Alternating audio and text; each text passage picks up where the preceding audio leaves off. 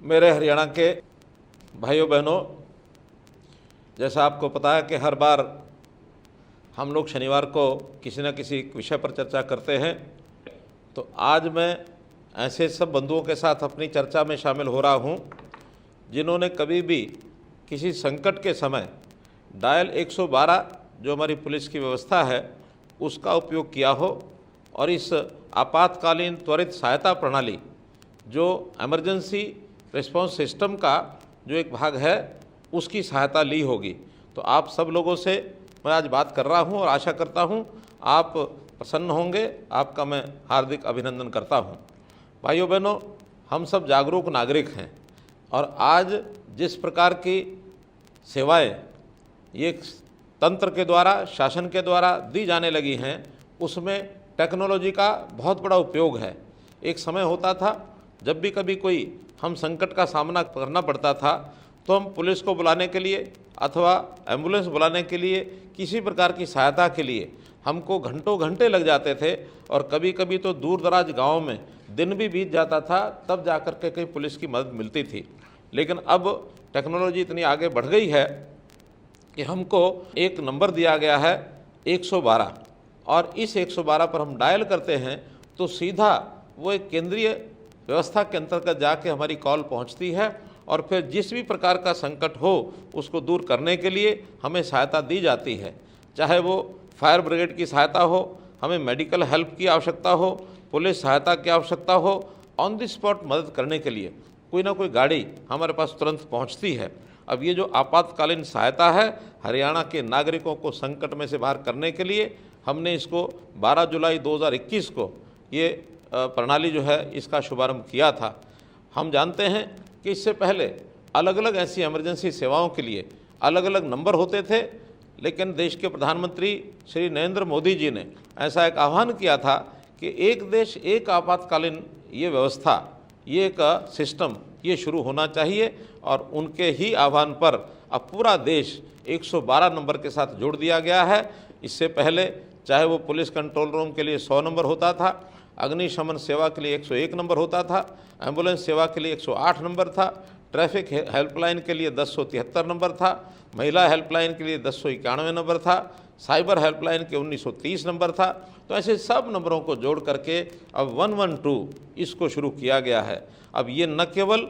हमारे यहाँ हरियाणा में है बल्कि देश के हर प्रांत में इस 112 नंबर को और शुरू किया गया है। हम चाहे हरियाणा में हों चाहे हरियाणा से बाहर हों, हम इस नंबर पर डायल करेंगे तो मैं निकटतम पुलिस स्टेशन के साथ जुड़ी हुई जितनी भी गाड़ियां हैं उनमें से किसी न किसी गाड़ी का हमको ये लाभ मिलेगा। कभी कभी आपातकाल स्थिति ऐसी बनती है कि दुर्घटनाएं भी होती हैं, आगजनी होती है, तूफान आते हैं, प्राकृतिक आपदाएं होती हैं। तो ऐसी आपदाओं के समय कई बार स्वास्थ्य संबंधी भी कई बार शरीर के साथ कोई कठिनाई हो जाती है, तो ऐसे समय पर हम इसका लाभ उठाते हैं। अभी तक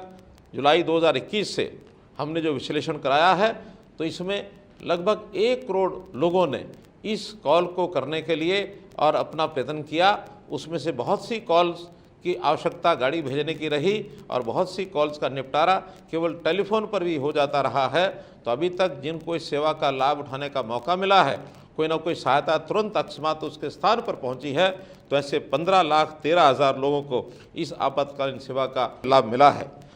प्रारंभ में जब व्यवस्था शुरू हुई थी अगस्त 2021 में, इसका जो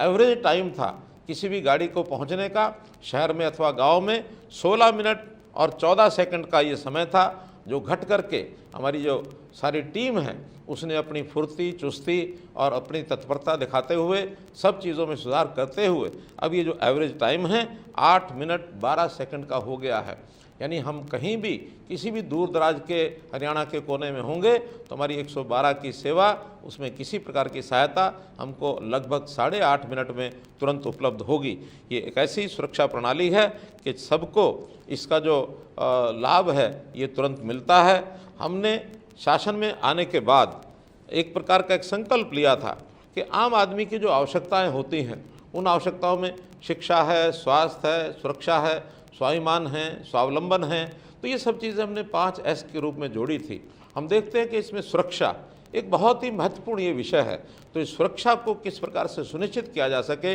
हम अपनी पुलिस की व्यवस्था को कैसे और बहुत एक्टिव कर सकें ताकि किसी भी आदमी को लाभ तुरंत मिले, इसके लिए 112 का जो उपयोग है ये बहुत बड़ा ही एक सिस्टम हमको ये